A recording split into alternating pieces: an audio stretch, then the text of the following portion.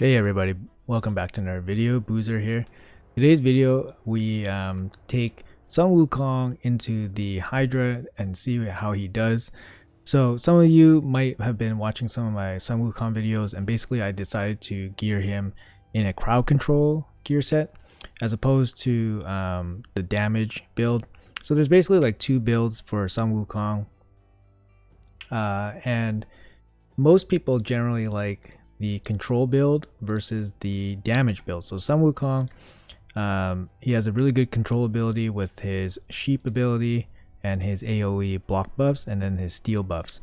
So both of these moves require accuracy to perform them. So depending where you are in arena, you require either a lot of accuracy or you will forego accuracy and give him damage. He does deal pretty good damage. He has a 5.0 multiplier on his A2 and ignores defense, so it's pretty strong. His A3 is a little bit on the average side, 3.8 multiplier, which is about average, but it does have quite a bit of utility with the steel and then placing the block buffs. He has decent base attack as well, so makes sense. He's actually really good in Hydra with his passive ability, which basically makes him kind of unkillable against Hydra, so he just always comes back. So if you're running a team with no reviver, he's actually pretty good. He has a built-in revive. You don't have to worry about him dying and all that stuff because he'll just come back. And obviously Hydras can't prevent this passive from happening. His A1 doesn't really do anything against the Hydra, but it still does some damage. So for me, my build is I'm just not going to change my arena build. I'll show you guys the build here. I don't change my arena build. I'm just like, hey, I just want to put him in the Hydra team and see how he does. And I think the results are a little bit surprising, so I think you guys might be interested in seeing that. So here's his build. Purely for control. He's decently quick with decent accuracy. It's enough to probably debuff most things unless you strictly build resistance. On a pretty high-end champion with the resistance aura, then you'll be able to resist this level of accuracy. Obviously for Hydra, this level of accuracy is overkill. For Nightmare, you're generally looking at about 350, 360. You can cover most scenarios, no problem. And then you scale down from there if you're doing lower difficulty. His damage is decent still, but I don't really focus on damage with this build. I just so happen my best gloves are crit rate, my fastest gloves, so he just happens to have some crit rate, which is okay because he can still do some damage, but obviously since he's in full perception, he won't be doing a lot of damage anyways. Fully booked. I have him in temporal change. That's for arena, obviously. If you want him to use strictly for PvE content like Hydra, you can put him with Brimstone. You can put him with Phantom Touch. Phantom Touch might work a little bit better since it actually gives attack bonus on the level 2. So this one might be a little bit better, but Brimstone obviously deals quite a bit of damage on its own, so it really depends on your team. If your team has no Brimstone, maybe put him with Brimstone is fine. Masteries, I have full support masteries here, going down to Eagle Eye for extra accuracy. Sorry. If you're using him in an offensive build, you probably have him in like an arena offense build, so your T6 mastery will be Helm Smasher. So the one down here, this one. So that's the one you probably want on a T6 arena offense build. And then for full support, you probably want extra accuracy with Eagle Eye. So these are the masteries I got.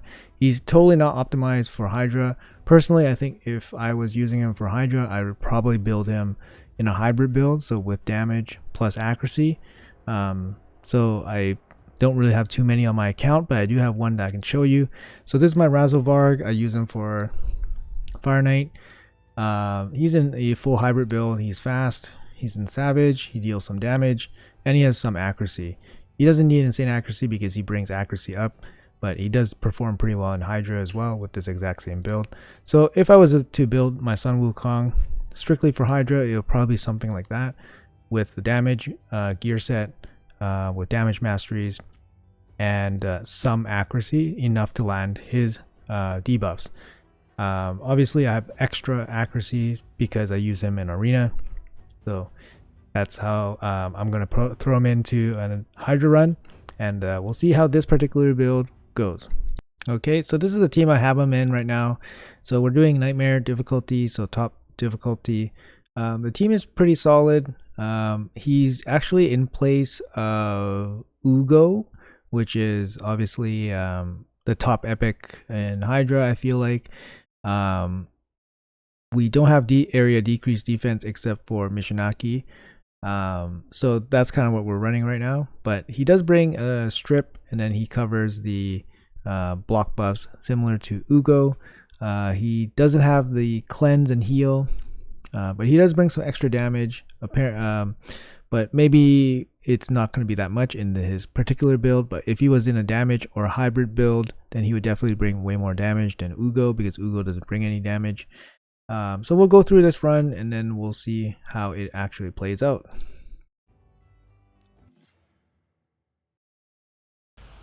Speed him up a little bit. So his block buffs actually works really well because it's a place, so it doesn't actually weak hit.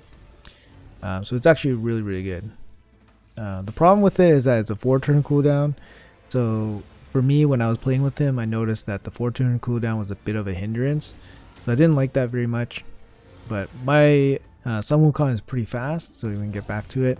We also have Necmo Thar on the team, which brings increased speed, decreased speed, and turn meter boost. So my team gets quite a bit of turns relative to the Hydras, so it wasn't too bad. So even though he's not like built for damage, he can deal a little bit of damage. He doesn't have War Master. If it was War Master, he'd definitely be dealing more damage, of course. But so far he does perfectly well against the Hydras. He's able to place the block buffs. He's able to take the buffs off of the Hydras if they manage to get some buffs. And as well, we don't have to worry about him in terms of survivability.